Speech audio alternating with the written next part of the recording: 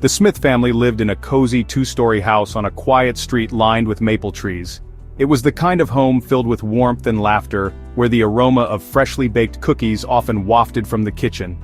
John and Mary Smith, high school sweethearts who built their life together, cherished their two children, 8-year-old Emily and 6-year-old Ethan. Completing their family was Whiskers, a sleek gray tabby with emerald green eyes, adopted from the local shelter. Whiskers, with his playful antics and affectionate purrs, quickly became an integral part of the family.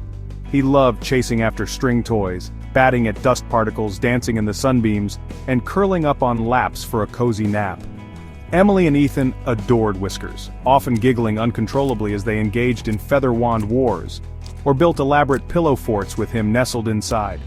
Evenings were spent reading stories by the fireplace, Whiskers curled up contentedly on the rug, his soft purrs providing a comforting rhythm to their lives.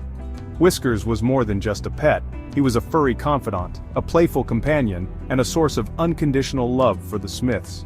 His presence brought a unique joy to their lives, his playful spirit weaving itself into the very fabric of their family.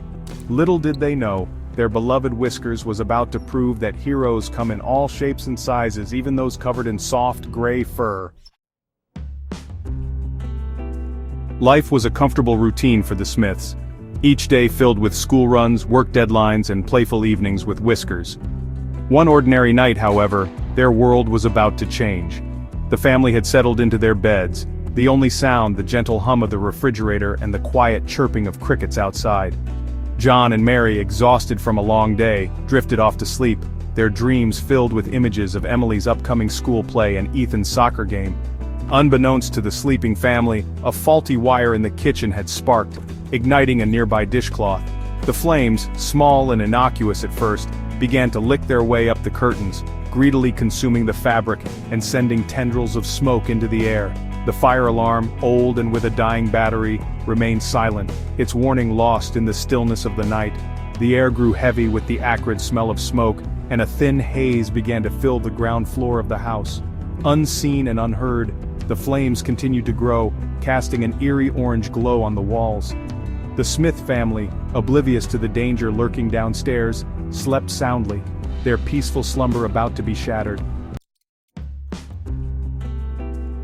Whiskers, who usually slept at the foot of Emily's bed, stirred. The smell of smoke, faint at first, reached his sensitive nostrils. He lifted his head, his emerald green eyes scanning the room, his acute senses on high alert. A low growl rumbled in his chest as the smell intensified, and he knew instinctively that something was wrong. He jumped off the bed and padded over to Mary, nudging her face with his head, a persistent meow escaping his throat. Mary, deeply asleep, only mumbled and turned away, pulling the covers over her head. Whiskers, his instincts screaming danger, became more insistent. He leaped onto the bedside table, his insistent meows growing louder, his small body trembling with a sense of urgency. The insistent meows finally penetrated Mary's sleep.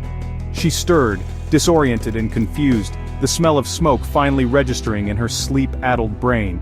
She sat up abruptly, her heart pounding in her chest as she realized the acrid smell wasn't a figment of her dreams.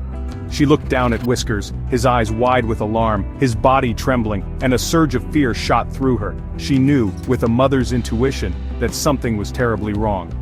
What's your pet's story? Share your pet's heroic tales with us. Share to friends, and don't forget to subscribe now for more inspiring stories. Edge, experience, explore, engage, elevate.